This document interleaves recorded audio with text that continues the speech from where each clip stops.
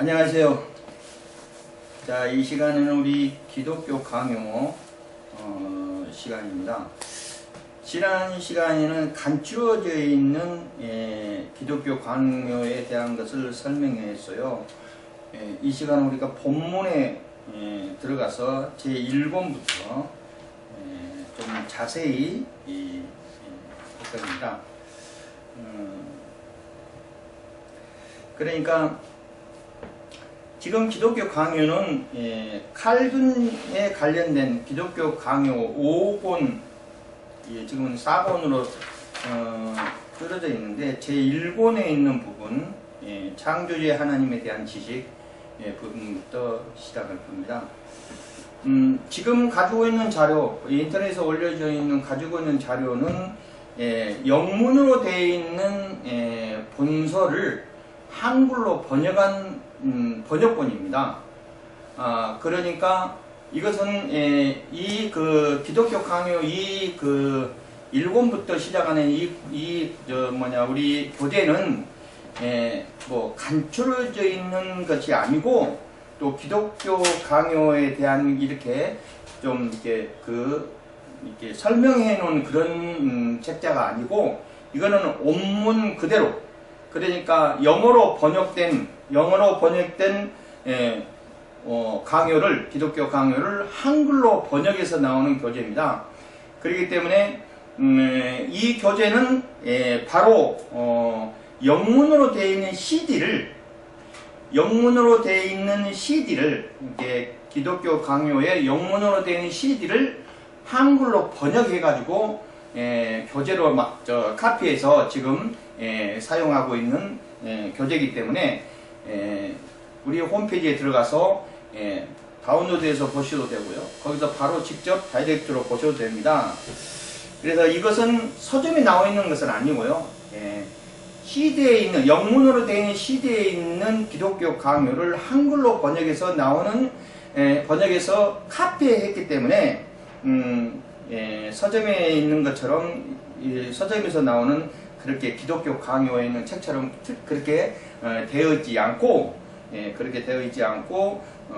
바로 다이렉트로 바로 번역되어 있는 본문이다, 이렇게 보시면 됩니다.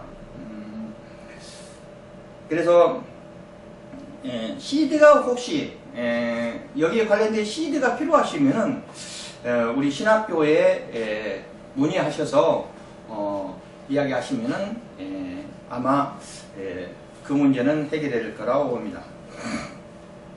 자, 그래서 지난 시간에 있는 내용은 이제 칼빈이 태어나오고 칼빈이 기독교적인 그 사상이라든가 또 경제적인 내용들, 또 그 시대의 그 환경, 또 그 시대의 내용들을 살펴서 설명을 했고요.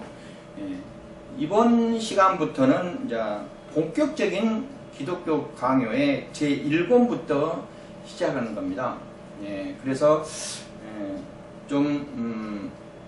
우리가 가지고 있는 생각하고 칼빈이 가지고 있는 생각하고 좀 차이점이 있을 수도 있어요.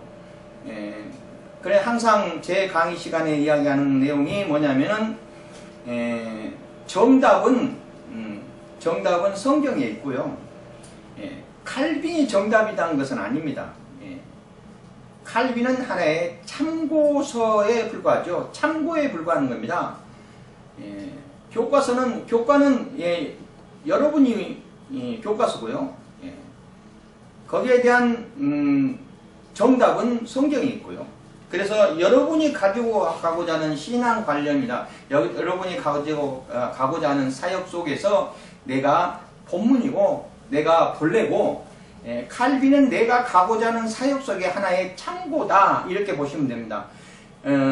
칼빈이 정답이고 나는 거기서 얹혀간다, 이렇게 생각하시고 공부하시면 안 되고요.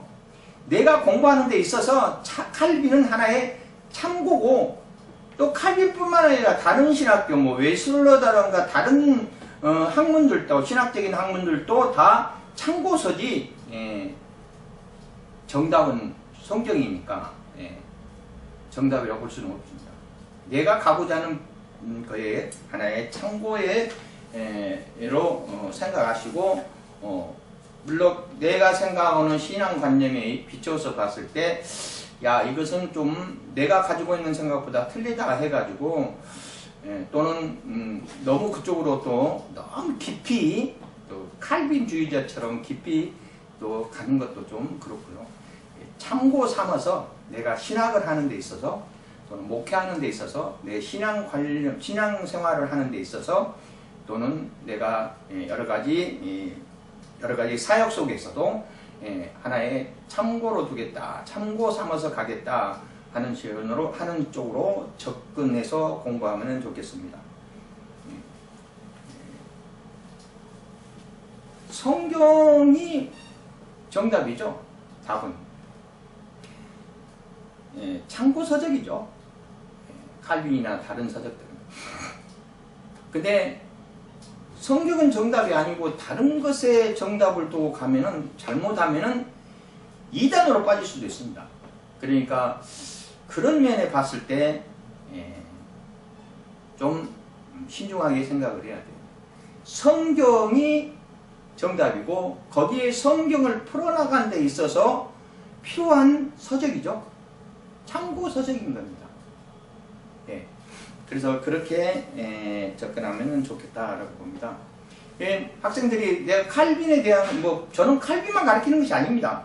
웨슬러도 가르치고 여러 가지 많은 신학자들도 비추어서 가르치고 그래요. 꼭 칼빈만 신학생들이 교수님은 칼빈주의자입니다. 주의자입니까? 교수님 혹시 칼빈주의자 아니에요? 이렇게 물어보면 저는 칼빈주의자는 아닙니다. 칼빈주의자는 아니고 신학자죠, 신학자. 신학을 연구하는 신학자. 목사 겸, 교수 겸, 신학자 겸, 이렇게 가는 것이지, 칼빈주의자는 아닙니다. 꼭 방향을 제시한다면 저는 정통파죠. 복음주의. 정통파 복음주의. 신학자죠. 현대신학도 아니고, 제가 다른 신학교에서 현대신학과 이단 사상에 대해서 강의한 적도 있었는데 거기서도 학생들이 물어봐요. 목사님은 현대신학자입니까? 저는 현대신학자가 아니에요. 신학을 가르치는 교수죠. 그래서 칼빈을 가르친다 해서 칼빈주의다라고 보시면 안 됩니다. 참고 삼아서 가는 겁니다. 그래서 좋은 점은 우리가 받아들이고 좋은 점은 받아들이고 내가 가고자 하는 하나님 편에 가고자 하는 면에서 편에서 봤을 때 받아들이는 거 받아들이고 그러지 못한 것은 연구해보자. 그리고 변론해보자. 서로 이렇게 연구해보고 좀 반론해보자 하는 것이지 이게 정답이다 하면은 곤란합니다. 여러분이 교과서예요. 칼빈은 참고서죠. 정답은 성경에 있고 그렇게 접근하시면 좋겠다라고 봅니다. 왜 이런 이야기를 강조하냐면은 칼빈 신학을 싫어하는 학자들도 많아요. 아주 그냥 극단적으로 칼빈을 싫어하는 학자들도 있거든요. 왜 그러냐면 지난 시간에도 칼빈의 생애에 대해서 사상과 생애에 대해서 강의했지만은 그때 시대에 칼빈이 태어나갖고 칼빈이 활동하는 그 시대에서는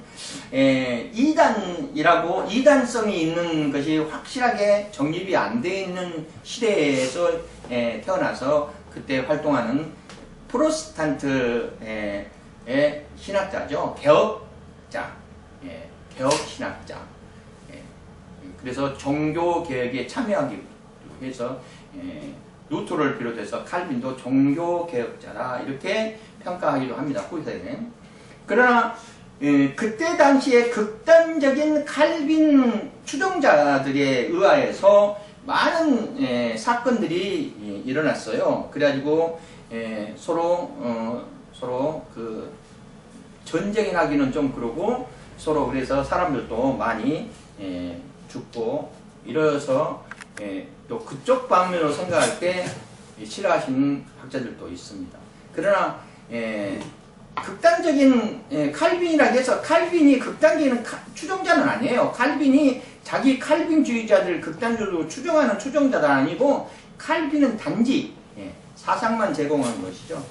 종교는 그 밑에 칼빈을 따르는 사람들이 여러 가지로 많은 것들이 사건들이 있어서 그것 때문에 싫어하는 학자들도 있습니다. 그러나 칼빈이 가지고 있는 생각이라든가 칼빈이 가지고 있는 사상이라든가 종교관념이 보면은 우리가 많이 배울 필요가 있다 이렇게 보는 겁니다. 그래서 가르치는 겁니다. 또 뿐만 아니라 저는 대한일수교 장로교 쪽의 목사입니다. 그렇기 때문에 감리교도 아니고요. 성결교도 아니고요. 그렇기 때문에 장로교의 성향으로 봤을 때는 칼빈의 사상이 더 많이 스며들어 있다라고 봅니다. 그래서 감리교 쪽은 웨슬러 뭐 이렇게 본다지만은 그래도 장로교 쪽은 칼빈의 적인 신앙적인 개념을 많이 따르고 있지 않느냐 해서 칼빈을 가르치려고 하는 것이죠. 다음에 또 기회가 있으면은 다른 신학자들도 교육을 하고자 합니다. 칼빈 못지않고 더 훌륭한 학자들도 많이 있죠. 지금 창조 이후에 구약 이후에 예수님이 이 땅에 오셨고 사도가 시작된 사도시대 이후에 가장 훌륭한 신학자는 바울이죠. 바울만큼 그런 학자는 세대에 태어나기가 힘들다 하는 정도로 높게 평가를 하고 있는데 그래서 바울 사상 그런 쪽도 우리가 깊이 성경에 있는 말씀을 찾아보면서 깊이 연구할 필요도 있다. 이 시간은 어떻게 하든 기독교 강요니까 기독교가 무엇인가를 우리가 변론해보자 하는 게 기독교가 무엇인가를 강론해보자 하는 것입니다. 강요해보자 하는 것이죠.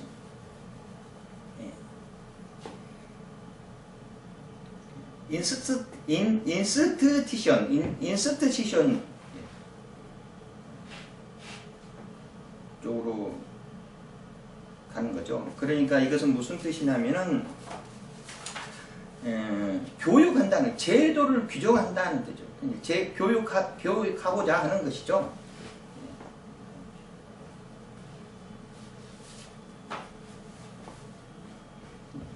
크리스티나의 놀루지언스의 인스티티션이라고 그러죠. 더 기독교 강의를 영어 발음을 한다면 이것이 뭐냐면은 종교적인 교육을 한다.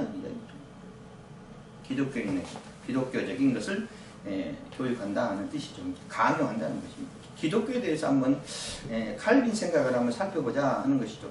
서론이 좀 길었지만 일권 첫째부터 가겠습니다. 창조주 하나님에 대한 지식 제1장 하나님에 대한 지식과 우리 자신에 대한 지식은 서로 관계가 있다.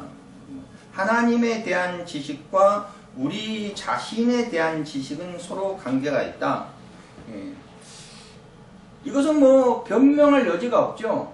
왜 그러냐면은 우리는 하나님께서 인간을 창조하실 때 흙으로 빚어갖고 우리에게 입김을 불어넣어서 인간을 만들었어요. 이게 뭐라고 성경에 써져 있냐면은 하나님의 형상을 담게 만들었다 이렇게 써져 있어요. 특히 이 시간에는 제가 가르치는 이 시간에는 뭐 성경 공부를 하고자 하는 시간은 아닙니다. 그리고 뭐 주석을 다루고자 하는 것도 아니고요. 성경을 배우고자 하는 것이 아닙니다. 이거는 칼빈을 배우고자 하는 것이기 때문에 칼빈에 대한 기독교적인 것을 강론해보자 하는 것이기 때문에 구태여 성경 말씀을 찾지 않고 설명만 해도 여러분들이 이해해 주시기 바랍니다. 중간중간에 보면은 교재야부는 가로 열고 성경 말씀이 제시되고 있어요. 그래서 그것은 제시되고 있는 성경 말씀을 여러분이 찾아보세요. 성경을 가르치고자 하는 것이 아니니까. 그래서 그렇게 보시면 되겠습니다. 하나님에 대한 지식과 우리 자신에 대한 지식이 서로 관계있다. 그것은 뭐냐면은 하나님의 형상에 맞게끔 우리가 지은 바 되었기 때문에 우리 형상이 하나님의 형상하고 같은 거예요. 그렇기 때문에 하나님께서 우리에게 모든 지식을 부여해 주시고 능력과 권능을 임해서 세상을 다스리고 번성하라고 했기 때문에 우리가 가지고 있는 지식이 하나님의 우리에게 주시는, 하나님께 우리에게 공급해 주시는 지식과 어떻게 보면은 관계성이 있다. 그런데 이 지식을 우리가 가지고 있는 지식을 사탄 세력들한테 유혹당해서 다 빼앗긴 꼴이 되어버렸습니다. 그래서 이 지식을, 하나님의 지식을, 우리 인간에 대한 지식에, 자신에 대한 지식을 하나님의 지식에가 견주어서 관계성을 서로 논하고 거기에 대한 서로 어떤 연관을 가지고 있는 것부터 출발해야 돼요. 예. 하나님은 어떤 지혜로 우리에게 임하셨는가를 먼저 알아야 된다는 이야기입니다. 예. 어떤 상호관계가 있었는가도 알아야 되고요. 그래서 이것을 일본에서 창조주 하나님에 대한 지식에 대한 것을 칼빈은 제1장에다가 서술을 한 것 같아요. 일단은 교재에 들어가기 전에 우선 하나님이 세상을 만드셨습니다. 창조주 하나님이시죠? 하나님이 세상을 만드셨는데 제가 이때까지 강의하고 있는 중에서 하나님은 창조주다 하면서 창조론에 대한 것을 설명하다가 항상 이렇게 좀 보충 설명을 못 해주는 그냥 부분들이 있어서 오늘은 좀 자세히 말씀드리고자 하는 것입니다. 일단은 창세기 1장 1절에 보면은 빛이 있으라 해서 빛이 있었다 하고 기록되고 있어요. 그래서 우리 그 빛이 있으라는 그 빛이 지금 우리가 가지고 있는 과학적인 수준으로 비춰봤을 때 그게 빅뱅이지 않겠느냐 이렇게 보는 겁니다. 그러니까 어느 문헌에도 세상을 만들었다는 어느 문헌에도 어느 종교도 빛이 있어라부터 시작했다, 세상이 만들었다 하는 그런 성서라든가 문헌은 오로지 성경밖에 없어요. 성경밖에. 빛이 있으라부터 시작됐다는 게, 빛은 뭐냐면은 폭발했다는 뜻이에요. 아무것도 없는 곳에서 빵 하고 폭발했다는 뜻입니다. 빛은 폭발이라고 볼 수 있죠. 그래서 그 빛이 지금의 과학적인, 천문학적이나 과학적인 수준으로 비춰서 봤을 때 지금에 와서 어떻게 이야기를 하고 있냐면은 그것이 빅뱅이다 이렇게 이야기해요. 빅뱅부터 우주는 만들어져 있다. 인간 세계는 빅뱅부터 만들어져 있다. 그때부터 시간이 존재했고 그때부터 물질이 존재했고 그때부터 아무것도 없는 것들 그때부터 시작했다. 이거를 뒷받침해 줄 만한 것은 성서밖에 없는 거예요. 그러니까 성서가 그걸 뒷받침한 것이 아니라 성서에 있는 빛이 있어라는 뒷받침하는 과학 수준이 빅뱅이라는 것을 나중에 과학이 발달하고 천문학이 발달해서 그걸 뒷받침했다 이렇게 볼 수 있는 거죠. 그래서 오늘 창조주 하나님에 대한 것을 지금 배울 때 우선 빛이 있어라부터 출발했다는 것을 오늘 과학적인 천문학적인 근거로 자료를 좀 찾아봤어요. 그래서 그거를 좀 읽어볼까 합니다. 빅뱅의 이론, 그러니까 폭발했다는 빛이 창세기 1장 1절에 빛이 있으라는 빅뱅이라고 보는 그 빛이 있으라 하는 그 부분이 지금에 와서 천문학적인 것이나 과학적으로 어떻게 뒷받침되고 있는가 이런 것을 좀 보려고 합니다. 1917년 아인슈타인이 일반 상대성 이론에 근거하여서 우주는 평창하지도 숙주하지도 않는다라는 정적 우주론을 발표했습니다. 그러나 그 후로 허블이 1929년 허블이 이분은 1899년에서 1953년까지 살았던 사람이에요. 그래서 이 허블이 은하들은 적색 이동에 인류에 나오는 그 조사의 조사 끝에 멀리 떨어진 은하일수록 더 빠르게 멀어지고 있다는 사실을 알아냈어요. 그리고 난 다음에 가오프, 물론 제가 가지고 있는 자료는 읽어보기는 하지만은 홈페이지에 올려져 있으니까 여러분 참고해 보셔도 돼요. 가오프라는 사람은 1904년부터 1968년에 러시아 출신 미국 물리학자입니다. 이 사람은 팽창 우주론을 발전시켜서 빅뱅 이론을 제안하였고 분자 생물학도 관심을 가져 유전자에 대한 많은 연구를 했습니다. 왜 폭발했는가를 지금 설명하고자 하는 거예요. 왜 창세기에서 빛이 있으라고 해서 폭발해가지고 세상이 만들어져 졌는가 하는 것을 지금 과학적으로 천문학적으로 뒷받침하는 것이 무엇인가를 지금 말하고자 하는 겁니다. 허블은 이 사실을 우주 팽창하고 있음을 말해주는 중요한 증거라고 보았다라고 봅니다. 다시 말해서 우주에 있는 은하들은 모두 우리 은하로부터 멀어지고 있으며 그 속도는 거리에 비례한다는 것이다. 이것은 허블 법칙에 의해서 우주는 어느 방향으로 똑같은 비율로 팽창하고 있다. 어느 은하에서도 관측하여도 같은 결과를 얻게 된다. 따라서 평창의 중심은 없이 그냥 몽땅 다 퍼져나가고 있다는 이야기죠. 폭발을 시도하고 지금도 폭발돼 가고 있다 하는 것이죠.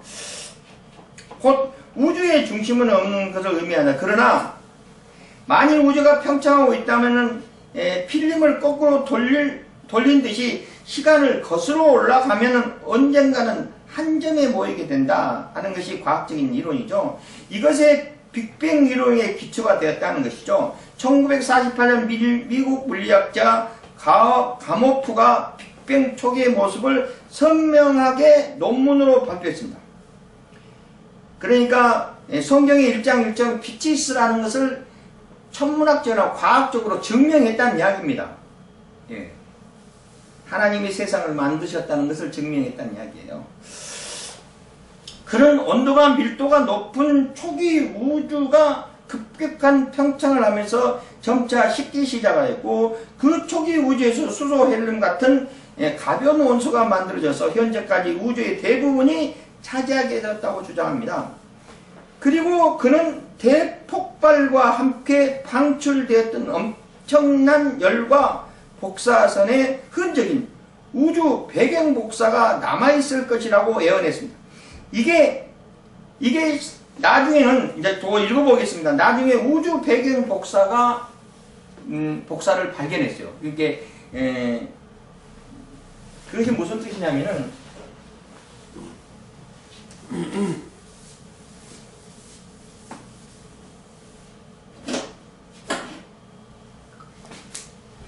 여기가 지구입니다. 지구 이제 사람이 뭐 만원경을 보고 관찰을 하면은 여기에 폭발했던 잔재가 이렇게 있는데 이 잔재가 내 눈에 오기까지는 여기서 말하는 것처럼 몇 년이 걸렸냐면은 160억 년. 160억 년이 여기서 나한테 내 눈에 들어오기까지는 160억 년이 걸린다는 이야기. 그러니까 이때 있는 잔상이 지구에 폭발했던 잔상이 그대로 남아있는 것이 내 눈에 촬영되어 있다는 거예요. 이때에 있는 이게 160년 전에 있는 이 잔상이 지금에 와서 발견됐다는 이야기입니다. 왜냐하면 속도로 비춰서 봤을 때 그렇게 보는 거죠. 그때까지는 과학이 발달이 이제 뭐 과학이 발달해갖고 이때의 우주의 그 폭발할 때 그 잔상을 그 전에 60억 년 전에 있는 잔상을 촬영되어 있다. 연구되었고 발표됐다. 이런 것을 지금 이야기하고 있는 겁니다. 이 이야기가 편하지 않은 이야기예요. 그래서 1965년에 펜지아스 올슨이라는 사람이 우주의 모든 방에서 균열하게 절대적인 온도 3.5도에 해당되는 우주 배경 복자선을 검출하였어. 이걸 봤다는 얘기. 이 절에 있는 잔상을 검출하였다는 이야기. 또한 대폭발할 때 형상이 되어서 여겨지는 천체에서 은하의 수백 배에 이르는 에너지를 방출하기는 퀘이사 같은 천체가 발견되면서 대폭발론이 뒷받침되었다는 것이죠. 현재 빅뱅 이론은 우주의 생성을 설명하기는 가장 적합한 모형으로 알려졌다. 그러니까 성경에서 빛이 있으라는 것이 과학적으로 규명됐다는 이야기예요. 빛이 있으라 하는 것 하나라도 지금 과학적으로 규명되어 있는데 사람이 흙으로 만들어졌다는 것은 어떻게 규명하겠냐 이거예요. 과학이 더 발달하면 더 규명되겠죠. 어떻게 물론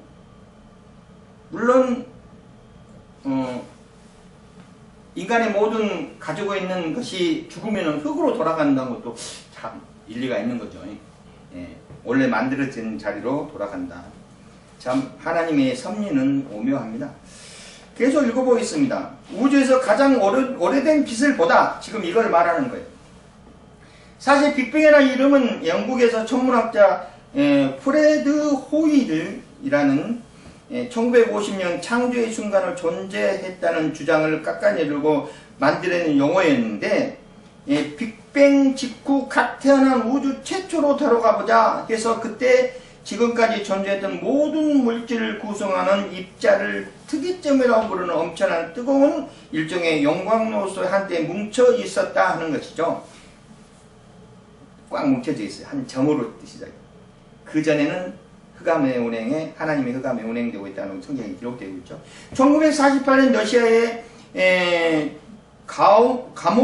조지 가모브가 우주 초기의 온도가 매우 높다는 것을 일단은 대폭발로부터 광자의 형태로 방주된 복사의 일부가 남아있던 것으로 생각하고 1940년에 후반 미국 램프, 햄버, 로버트 허먼이라는 대폭발 당시에 나온 복사는 우주에 평창하면서 냉각되었기 때문에 현재 남아있는 복사의 잔해가 있을 것이다.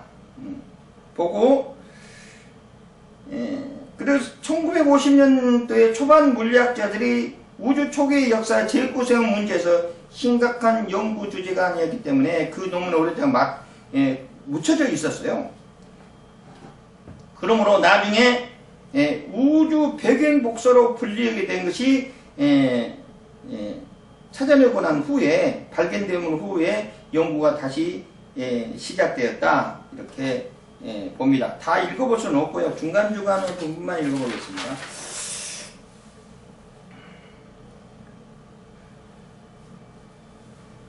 그러므로 빅뱅 이론에는 몇 가지 문제점인데 먼저 우주의 평탄성의 문제이다. 상대성 이론의 우주의 방정식에 의하면 열린 우주가 남아있는 우주에 상관없이 초기 우주의 모습은 거의 평평한 구조로 지니고 있다는 이런 만약에 신이 우주를 창조했다면 모든 물리학상수 중에 매우 정밀한 오차 범위 내에서 만들어졌음을 뜻한다. 이렇게 과학자들은 봤어요. 그러니까 이 자료들은 뭐 계속 나중에 137년 여기가 137년의 잔재가 있다는 것을 발견됐다. 이렇게 이 자료는 우리 홈페이지에 들어가면 제 창에 올려져 있으니까 참고하십시오. 다 읽어볼 필요는 없고요. 이걸 공부하고자 하는 시간이 아니니까. 어떻게 하나님께서 빛이 있으라 하는 부분을 과학적으로 빅뱅이라는 이론으로 증명되어 있다 하는 것을 말하고자 이 과학적인 자료를 읽어봤습니다. 계속 넘어가겠습니다. 그러면 어떻게 하나님에 대한 지식과 우리에 대한 지식에 대한 지식을 서로가 관계에 있다. 그러면 어떻게 두 지식이 상호 연관되어 있는가? 자기 자신을 알지 못하고 하나님을 알지 못한다. 우리가 가지고 있는 지혜 지혜라는 것은 뭐냐면은 슬기롭다 하는 것에서 비롯된 건데요. 모든 법에 한해서 알고 믿는 것과 옳고 그름을 가려내는 하나의 마음의 작용이다. 이렇게 봅니다. 지혜라는 것이. 지식은 또 뭐냐면은 어떤 사물에 관한 명료한 의식과 그것에 대한 판단이다. 이렇게 보고 있어요. 뭐 이 시간은 하나하나라도 해석하는 게 중요하니까.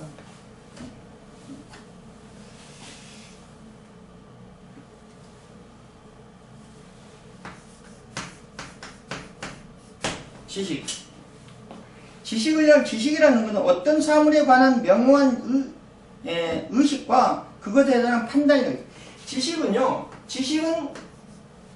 지식은 우리들이 얼마든지 지식은 탐구할 수 있어요.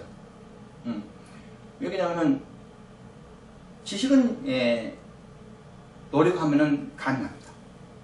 그러니까 지식은 배우면은 그만큼 지식에 쌓여져 간다는 것은 뭐 맞는 정석이죠. 지식은 공부하면 늘어. 그리고 배우면 그 지식에 도달하죠. 근데 지혜는 그러지 않아. 지식은 얼마든지 우리가 습득할 수 있어요. 인간이 가지고 있는 것을 얼마든지 지식은 공유할 수가 있어요. 근데 이 지혜는 그러지 않아요. 지혜는 하나님이 역사하지 않으면 지혜는 어려워. 그래서 성경에는 하나님의 지혜가 우리에게 임한다는 그런 하나님의 지혜에 관련된 성경 말씀들이 너무나 많이 나와요. 그러나 이 지혜는요, 내 마음대로 하는 것이 아니에요. 지혜는 하나님의 말씀 속에서 존재합니다. 지식은 인간 세상에서 얼마든지 공유할 수 있어요. 이게 틀려, 이게. 그래서 지식이 없다 하더라도 하나님이 주시는 지혜가 충만하면은 얼마든지 하나님의 지혜 속에 도달할 수 있어요. 근데 이 지혜는 많이 배운다고 해서 가는 것도 아니고요. 그런다고 해서 못 배웠다고 해서 못 가는 것도 아니에요. 근데 지식은 그러지 않아. 지식은 세상 공유, 세상 속에서도 얼마든지 학문을 높이 쌓으면 지식은 도달할 수 있다. 이렇게 보고 있습니다. 그래서 우리가 내 자신을 알지 못하고 하나님을 알지 못한다 하는 것. 우리가 가지고 있는 지혜는, 즉 참되고 건전한 지혜는 거의 대부분 하나님에 대한 지식이다. 우리 자신에 대한 지식으로 이게 두 부분으로 나누고 있는데, 우리가 가지고 있는 지혜는 반드시 하나님의 말씀 속에서 우리가 이루고 있다는 이야기입니다. 하나님의 말씀에 하나님이 동반되지 않고서는 우리는 절대 그 지혜에 도달할 수 없습니다. 세상에 어느 많은 학자들이나 많은 종교학자들이나 많은 성경공자도 그 지혜를 심어줄 수는 없어요. 반드시 하나님께서 개입하셔야 돼요. 그것은 뭐냐면은 지혜는 우리가 쉽게 상식적으로 말하면 지혜는 뭐하고 상통되냐면 진리가 동반돼요. 진리가 동반돼야 되는데 세상적인 진리를 말하는 것이 아니에요. 그것도 참 진리에 도달해야만이 진정한 지혜를 누릴 수 있어요. 이 참 진리가 뭐냐면은 오로지 하나님의 말씀, 성경 안에만 가능해요.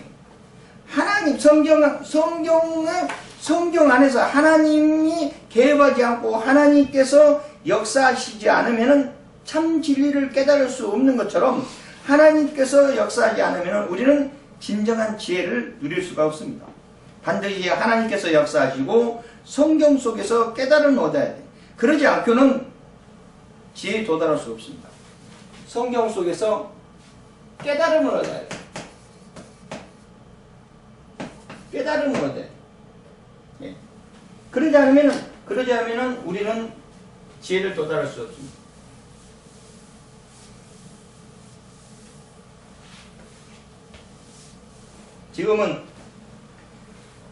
지금은요, 이 네트워크 시대가 얼마나 발달이 돼가지고, 우리 공부할 때보다 너무 환경이 좋은 것 같아요. 왜 그러냐면요, 제가 이렇게, 물론 여기는 그냥 그런 이야기를 안 치면, 보통 보면은, 설계하다가도 그래요.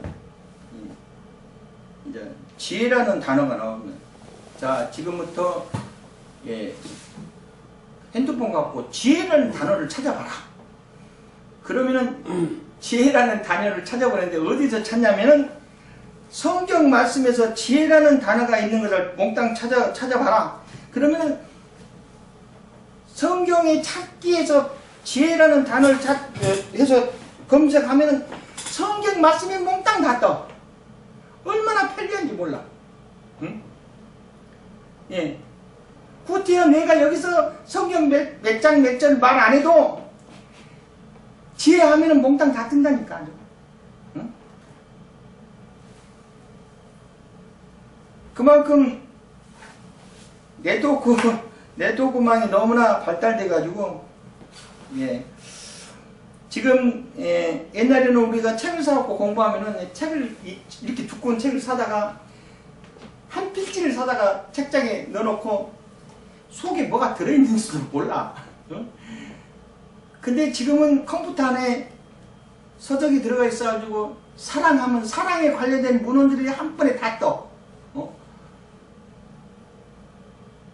얼마나 편한지 몰라요. 지금도 아주 뭐 무슨 주석 무슨 수석 쫙득 책장에다, 예, 꽂아놓고 보지도 않아. 예. 컴퓨터에서 다 해. 치유하면 치유에 관련된 몽땅 뜨고요. 뭐 그냥 성령 너무 많이, 아주 인물을 하면 인물로 몽땅 뜨고요. 예. 이렇게 좋은 환경에서 공부하는 데 너무나 감사와 영광 속에서 항상 하나님께 감사해야 돼. 얼마나 감사합니까? 그래서 이게, 예, 지금 우리가 지금 여기서 이야기하고자 하는 것이 하나님의 지혜에 도달하게끔 하나님의 지혜를 알고 내 자신을 서로 알게 하려면은 거기에 대한 성경 말씀에 쭉 찾아봐서 거기에 대한 성경 말씀을 찾아보면서 공부해도 정말 공부할 게 너무나 많아요. 네, 그래서 일일이 다 성경말 찾지 않아도, 예, 우리가 믿음적으로, 예, 원리만, 제가 이야기한 것은 원리만 알아도 충분하다, 이렇게 보고 있습니다. 자, 우리는 어느 때 하나님께서 우리에게, 그러니까 각 자신에게, 각 개개인에게 하나님께서 어느 때 나한테 지혜를 주시는가 느껴본 적이 있어요? 내 학생들한테 물어보기도 하고, 뭐 물어보면은 하나님께서 나한테 이것은 정말 하나님이 나한테 주신 훌륭한 지혜를 도달하게끔 하나님께서 역사하시구나 느껴본 적이 있냐고요. 언제 느껴봐요? 막상 느껴본 것 이야기해봐라 하면은 막상 이야기하기가 좀 그렇죠. 네. 그러나 어딘가 모르게 속에서 뭔가 이게 꿈틀꿈틀하고 있어. 항상 머릿속에서 하나님께서 나를 인도하신다. 하나님께서 세상 살아감에 있어서 믿음 생활을 하면서 또 세상 속에 대접 속에서 살아감에 있어서 하나님께서 나에게 성령의 역사로 또 모든 것을 가르쳐 주시고 또 하나님의 지혜 속에 도달하게끔 인도하셔서 나는 이 일을 잘 하나님의 뜻에 합당한 모습으로 헤쳐나가게끔 하나님께서 믿음을 허락하여 주시고 그 믿음 속에서 내가 참 진리 속에 갈 수 있는 지혜를 하나님께서 주시는구나 하고 살아가는 것은 사실이에요. 근데 그걸 딱 집어서 언제 그랬느냐? 하나님 대답하기 항상 그래. 항상 은혜 속에 살아가기 때문에 항상 은혜 속에 살아가기 때문에 참 진리 속에 충만하게 살아가는 건 사실 왜? 믿음의 자녀니까. 근데 그거를 논리적으로 이야기한다고 하면은 우리는 이렇게 이야기할 수 있어요. 처음에 어에서 아로 출발하는 것이 지혜예요. 네. 어에서 아로 출발하는 것이 지혜예요. 네. 무슨 말을 하고자 하냐면 어는요 부정적인 거예요. 아는 긍정적인 겁니다. 그러니까 부정적인 면에서 긍정적인 거로 넘어갈 때 필요한 것이 지혜예요. 이거는 지식으로 도달할 수가 없어요. 아무리 공부를 많이 해도 부정적인 것을 긍정적으로 넘어갈 때 아무리 지식이 많으면 많을수록 더 부정적으로 간다니까. 더 부정적으로 가는 사람들 더 많아. 이것은 하나님께서 계획하셔가지고 이 하나님의 지혜 속에 부정적인 더 긍정적으로 갈 때 동원되는 것이 바로 하나님의 역사인데 그게 바로 지혜입니다. 그게 뭐냐면은 왜 그러지? 아 그렇구나. 이렇게 돼야 되는데 그게 바로 지혜예요. 예. 내가 가지고 있는 모든 생활 속에 살아가면서 의문점이 막 생겨.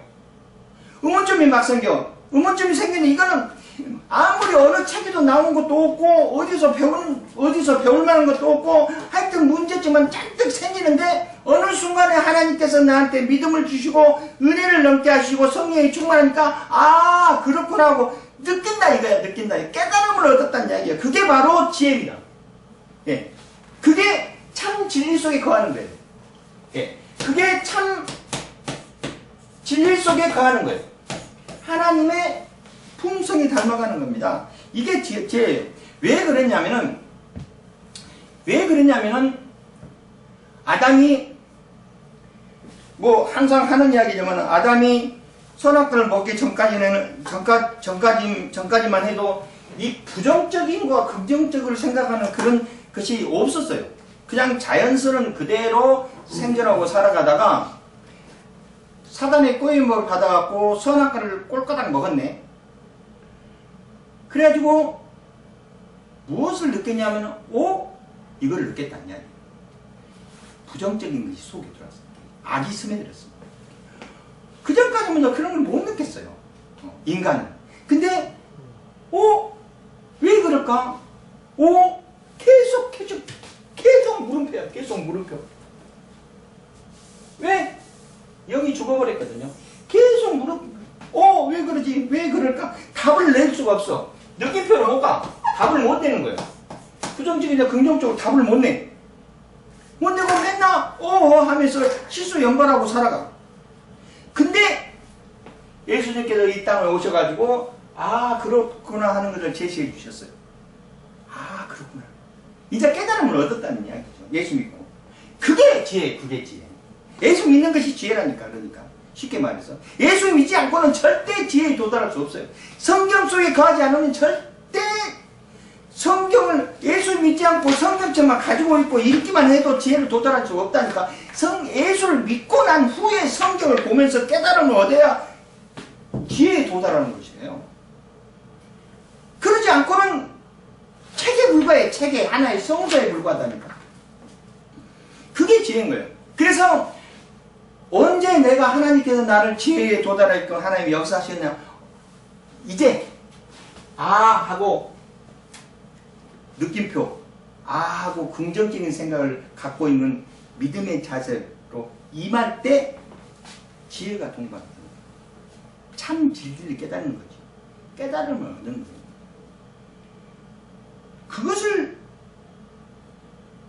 그것을 한번 느껴보자 하는 거예요. 지금 그 지혜에 도달해보자 하는 거예요. 세상 사람들이 그 지혜에 도달했으면은 예수님이 십자가 사건을 못 안 했을 것이다 하고 성경에 기록되어 있어요. 그 지혜에 도달하지 못하니까 예수가 구세주로 못 받아들이는 거예요. 왜? 지혜가 없었다는 이야기입니다. 또 하나님께서 이 지혜는 감추어져 있다고 그래서 감추어져 그냥 세상 중에 무작위로 그냥 배포하는 것이 아니고 감추어놨어. 어디에? 성경 속에 하나님의 말씀 속에 감추어져. 그 감추어져 있는 결정체가 예수 그리스도입니다. 그래서 오로지 예수 그리스도를 통해서만이 지혜에 도달할 수 있는 거예요. 내 자신을 알고 하나님을 알려면은 반드시 지혜에 도달해야 돼. 참 진리 속에 가야 돼. 그러려면은 전제 조건이 아까도 이야기했지만 예수를 통하지 않고는 절대 지혜에 도달할 수 없습니다. 아무리 많이 배우고 지식이 풍부해도 절대 안 되는 거예요. 참 진리를 깨달을 수 없어요. 참 진리를 깨달을 수 없어요. 참 진리를 깨달을 수 없어요. 깨달으면 얻을 수 없어요. 긍정적인 마인드로 갈 수 없어요. 예. 전부 부정적인 마인드로 가는 거죠. 살아가는 방법을 모르고 가는 거다 이 말입니다. 자, 여기까지 하고 다음 시간은 계속 이어서 하겠습니다. 수고하셨습니다.